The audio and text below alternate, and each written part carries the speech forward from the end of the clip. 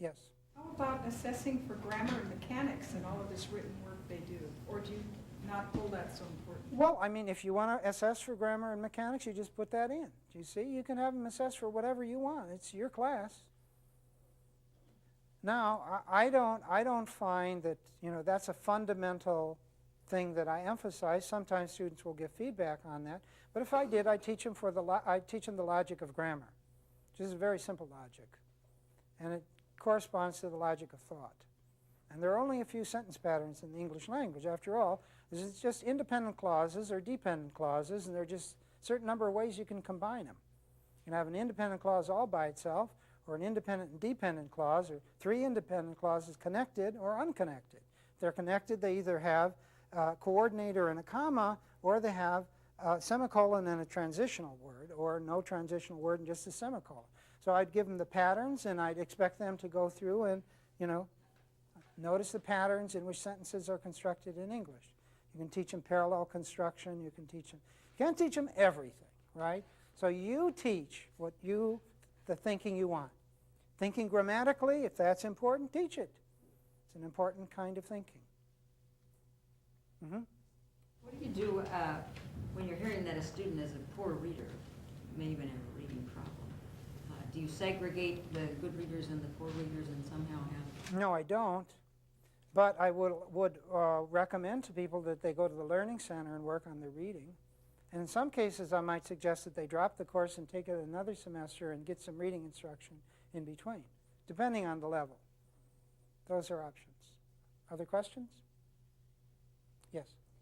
You mentioned that you take the 10 terms and then have them state them, State, elaborate, illustrate, exemplify. right, to certify them. Then when you individually test them, do they have to pass all 10? No, I just spot check them. I give them one. So it's all or nothing. Either get that one or get nothing. No, I'm spot checking them to see if the person accurately assessed them. If I decide that they weren't accurately assessed, then they will go to another assessor. But this doesn't happen very often. You see, just by knowing that the person I assess is going to be spot checked by Richard, they're careful who they certify. So lots of students fail the test and they go back to practice on certain items because the certifiers don't want to be decertified.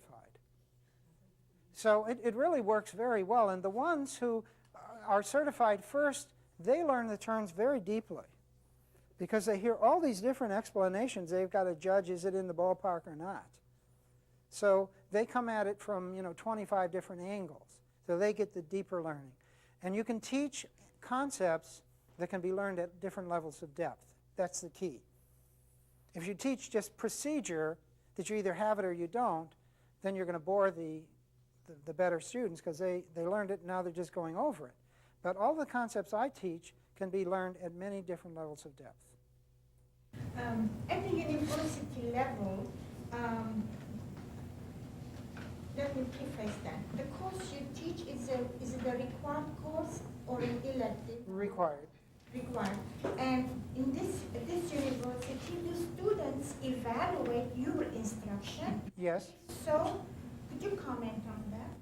I get high evaluations from the students because when the students learn a lot, they value it, even if they hate it going through.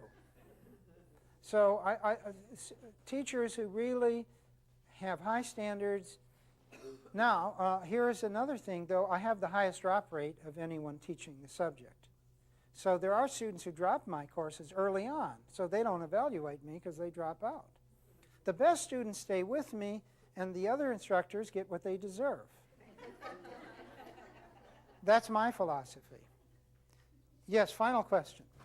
In assessing the listening that you gave us in that situation, how would you handle the situation if the student doesn't know the answer to your question when you pull them at random and the person is... I may give them another easier question. I don't let the student say, I don't know. I don't know means, please come back to me on multiple occasions so that I have another chance. So I don't know never means you're off the hook. It means you're in the waiting room for another question. So why not just give it a shot? Just give it your best shot. Say what you think it might be. Now, you make sure that no matter what the students do, you never fry them. You never embarrass them. You never attack them. And when students give good answers, you have the same deadpan expression than if they gave bad answers. So you don't approve of some answers and not others. Because you might say, well, why can't you approve of the best answers? Because then the other people will think their answers are not very good because you didn't say it to them. So I'm deadpan. Okay, that's an interesting answer. What do you think, Sharon? Do you agree? And Sharon thinks, well, he didn't seem too pleased. No, I don't agree with. Well, it was correct. You know, be unpredictable. Don't let your body language give away sort of what the right answers are. And don't be giving a lot of praise. Let the praise come from the success in doing the work well. Praise the class as a whole. Don't praise individuals in the class. That's my general strategy. Of course, again, you may choose to do differently. You may choose to use different structures. None of the structures that I'm suggesting am I saying do that. I'm saying it works for me in my class with my students. What I'm emphasizing is that it can be done. You can take content, you can translate it into a mode of thinking, you can figure out organizing ideas, you can design classes so that students must think wall to wall all the way through the class. You can do this so that you lower the amount of work you do. You can raise the skill of the student while you diminish the number of papers you carry home. And you can do this in a very large class, and you can do this in a small class. By the way, one of the tools that I use is random sampling. You write a lot, I grade a little, even at the end. I read one of your first 8 papers, 2 of your second 8, 3 of your third 8. And how can you protect yourself? Keep the quality up. And if you say this isn't fair, I say this is reality. This is the way life is like. Life is not fair, is it? We have to live.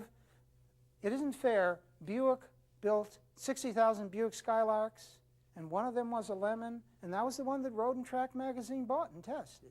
And the national grade for a Buick Skylark was down because it was a lemon. That wasn't fair, but that was the grade that Buick Skylark got. That's life. Education should be like life, not unlike it. I'm not here to be your parent, to give you a joyful experience, to make it painless, but rather to help you learn to do the work that learning requires, to suffer together, to achieve together. That's what education is about. It's not fun, it is not joy. Sometimes it involves joy. But intellectual perspiration is hardly ever joyful. So this is the philosophy that I use, and I think it's very compatible with critical thinking, though not the only philosophy that is so compatible. Thank you very much.